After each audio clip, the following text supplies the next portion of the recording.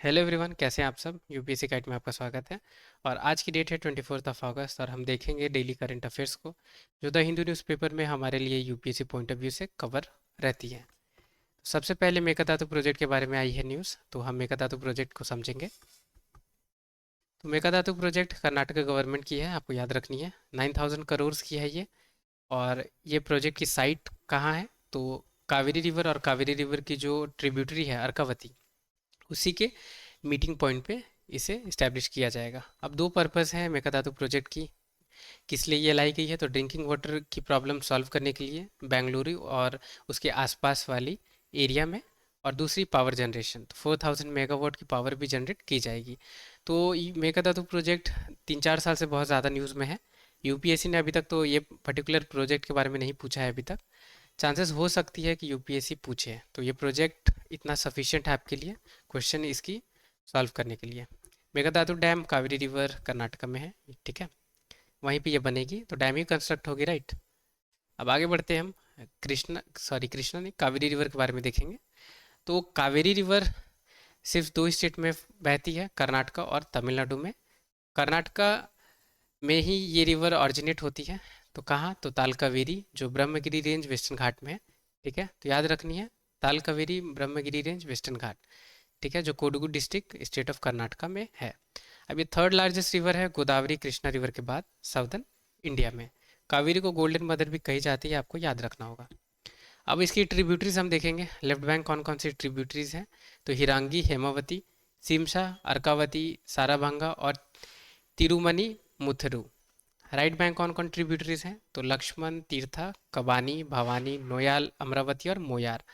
अब यूपीएससी चार तरीके से क्वेश्चन फ्रेम करती है रिवर्स पे, तो वो चारों टाइप मैं आपके साथ डिस्कस कर दे रहा हूँ, ताकि कोई भी रिवर्स अगर आप पढ़ रहे हैं तो यही चार पैरामीटर से आप उसे पढ़ें।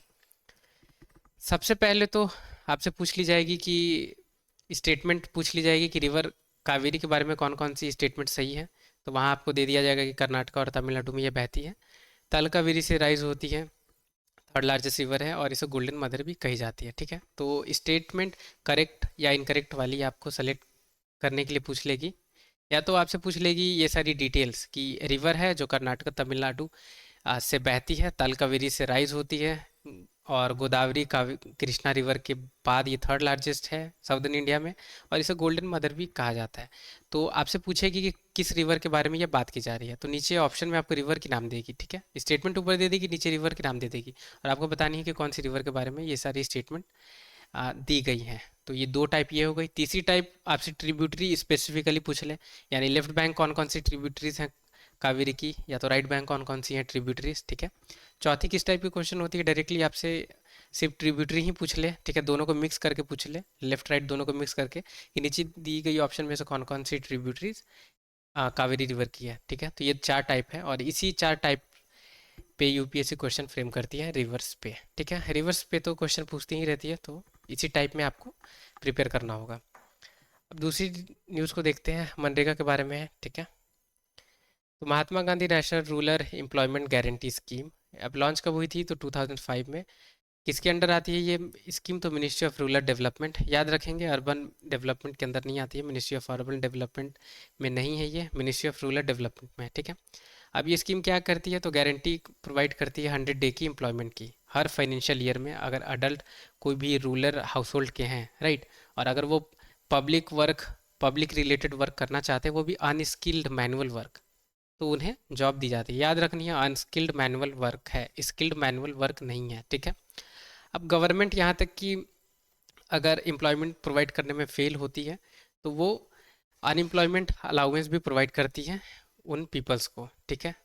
अगर 15 दिन के अंदर वर्क अगर अलॉट नहीं की गई, ठीक है, असाइन नहीं की गई, तो मिनिमम वेज जो होती है इंडिविजुअल की, उसकी 1/4 उसे मिलेगी। और अगर 30 डे के बाद भी अगर जॉब प्रोवाइड नहीं कर पा रही है गवर्नमेंट, तो हाफ यानी 2/4 मिलेगी उन्हें मिनिमम वेज, ठीक है। वर्क जो रहती है यूजुअली 5 किलोमीटर रेडियस के अंदर ही दी जाती है एप्लीकेंट्स को, ठीक है। अगर उसके बियॉन्ड भी मिलती है तो ट्रैवल अलाउंस उसके लिए दी जाती है, तो ये आपको याद रखना होगा। कुछ और हम डिटेल्स देखते हैं। पेमेंट वीकली बेसिस पे होगी, और अगर 15 डेज के बाद अगर या मोर देन 15 डेज डिलेज होती हैं, तो आपको पता है कंपनसेशन दिया जाता है 1/3 1/4 अगर 30 डे के अंदर है और 30 डे से अगर क्रॉस हो चुकी है तो 2/4 यानी हाफ। रजिस्ट्रेशन कहाँ पे होती है मनरेगा की? तो ग्राम पंचायत में, और ग्राम पंचायत ही रिस्पॉन्सिबल है जॉब कार्ड इशू करने के लिए। ठीक है, अब क्या क्या लिस्ट कवर है मनरेगा के अंदर तो हम देख लेते हैं। वाटर कंजर्वेशन या वाटर हार्वेस्टिंग वाली चीज़ें, ठीक है, जैसे ड्राउट प्रूफिंग, जैसे forestation, irrigation work, restoration of traditional water bodies, land development जैसे रोड वगैरह हो गई, बिल्डिंग वगैरह हो गई। ठीक है, फ्लड कंट्रोल, रूरल कनेक्टिविटी, या वर्क नोटिफाइड बाय गवर्नमेंट, या और भी वर्क जो नोटिफाई करती है गवर्नमेंट। यहाँ पे एक चीज़ और है जो आपको ध्यान देनी है कि विमेन को गारंटी की गई है 1/3 जॉब जो भी मनरेगा में अवेलेबल रहेगी। ठीक है, 1/3 जॉब किसे दी जाएगी? तो विमेन्स को।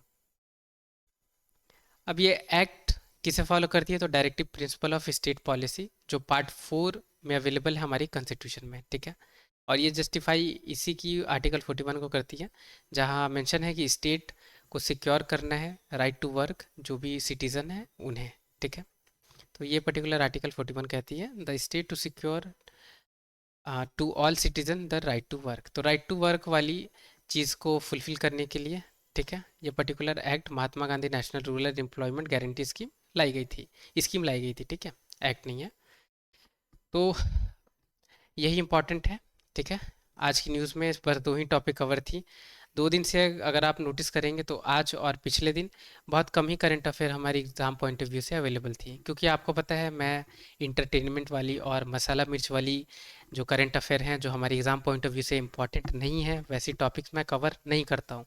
मैं सिर्फ और सिर्फ UPSC oriented current affair available आपके लिए कराता हूँ, ताकि आप अपनी यूपीएससी की प्रिपरेशन होलिस्टिक मैनर में कर पाए, और हमारी जो मेन गोल है यूपीएससी की प्रीलिम्स को क्रैक करना, वो आप कर पाए।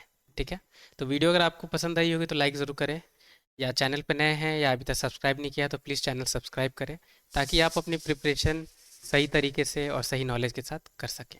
टिल द टाइम के लिए take care, have a great day ahead.